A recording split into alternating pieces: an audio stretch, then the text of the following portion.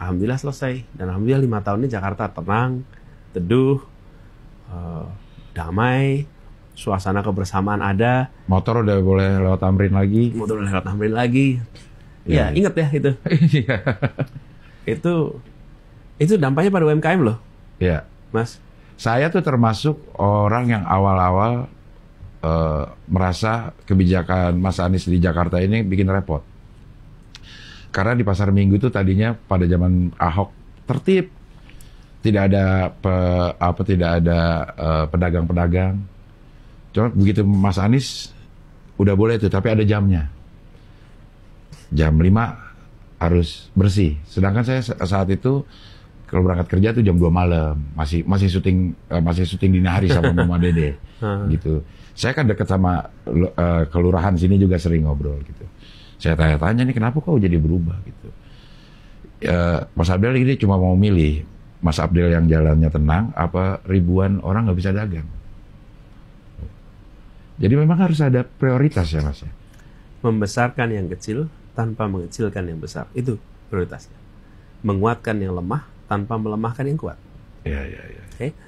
Jadi kita ini harus berbagi. Kota ini adalah kota milik semua. Iya.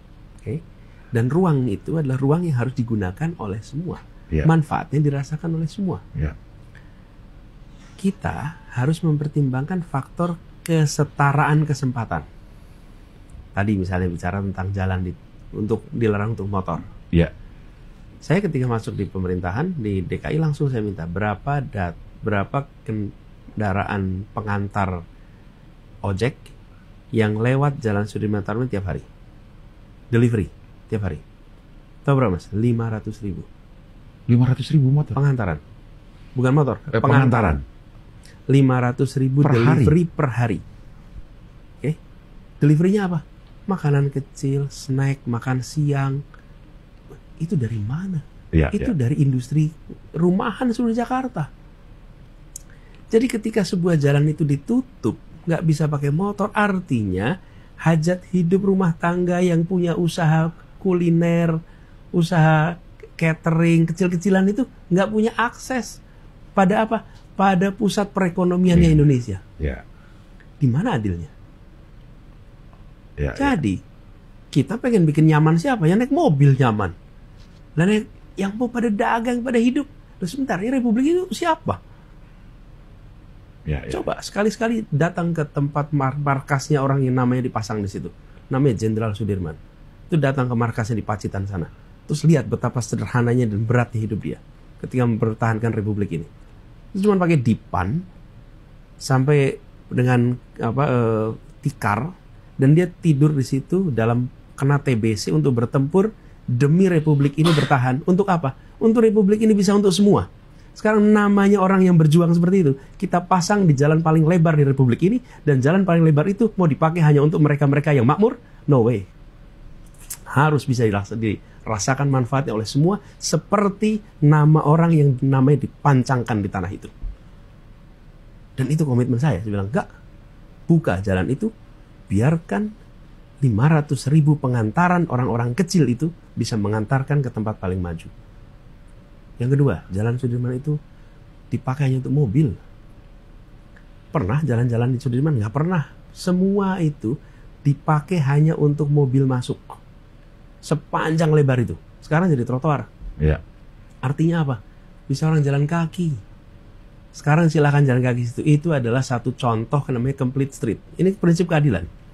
Yang jalan kaki dapat jalannya, yang jalan untuk sepeda ada jalannya, yang jalan untuk mobil ada jalan, yang bermotor ada, yang umum ada. Apa yang terjadi? Itu namanya demokratisasi jalan termahal di Republik ini. Cari tanah yang lebih mahal dari Jalan Sudirman. Nggak ada. Itulah tempat yang paling mahal di Republik ini. Terus tempat itu dinikmati oleh siapa? Ya hanya mereka yang bisa bekerja di situ. Sekarang anak-anak dari kampung dengan orang tuanya jalan-jalan ke situ. Ada JPO, ada pinisi, terus mereka jalan-jalan. Apa sih yang terjadi? Bang, saya itu mau bicara di kampung juga, di Jogja gitu. Datang ke sini, bayangin sekarang, Mas Abel, kalau misalnya orang tua dengan anak sambil jalan di Sudirman, jalan kaki, terus bapak ibunya bilang, nak, kau belajar yang rajin ya, dan nanti suatu saat kau bisa kerja di gedung yang tinggi itu. Jalan kaki di situ. dulunya jalanan itu hanya bisa dilewati mobil, nggak bisa untuk jalan kaki. Jadi siapa yang ke sana? Yang memang bekerja di situ. Yang tidak bekerja di Jalan Jenderal Sudirman tidak ada urusan untuk lalu lalang di jalan termahal di Republik ini. Oke. Begitu sekarang didemokratisasikan, siapa saja bisa menikmati jalan paling mahal di Republik ini. Oke. Nggak harus pakai motor, nggak harus pakai mobil. Jalan kaki aja. Jalan kaki aja. Jadi konsepnya adalah kesetaraan, keadilan. Dan itu yang kemudian dicontohkan dalam satu jalan ini. Begitu juga dengan kebijakan-kebijakan yang lain. Saya sering analogikan gini, Mas Abel. Kita ini kalau udah dapat, nggak kepengen orang lain dapat, Mas.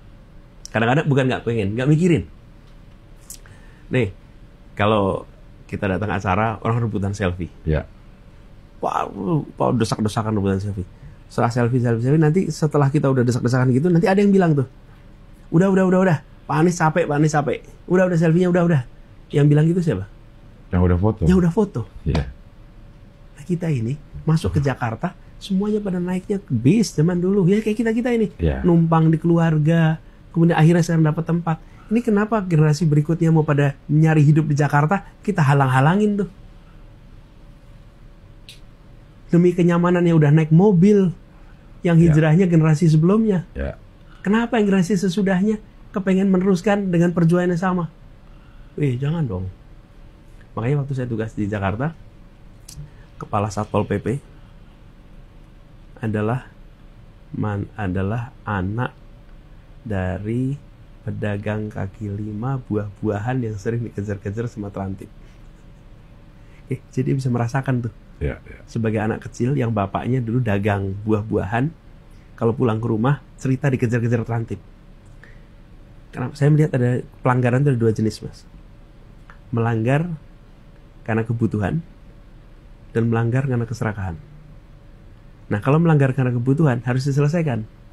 Jadi, yang dagang itu diselesaikan dengan cara diberi jam bisa pakainya. Ya. Supaya dia nggak perlu melanggar. Karena ada kebutuhan yang harus dipenuhi. Kebutuhan adalah mencari hidup. Ya, kota ini disiapin tuh. Dan ada aturannya dari Kementerian PUPR tuh. Berapa luas yang bisa dipakai, berapa lokasinya. Di seluruh dunia juga ada namanya street vendor. Street vendor itu kan dagang kaki lima. Ya. Ada aturannya, jam berapa mulai, jam berapa tutup. Itu. Lalu, yang melanggar karena keserakahan, nah itu hukumannya pakai hukuman menjerakan. Karena dia melanggar karena serakah. Ya, contoh, gedung-gedung yang tinggi itu, ngambil air dari dalam tanah. Nah itu melanggar karena keserakahan. Ini malah nggak pernah diperiksa.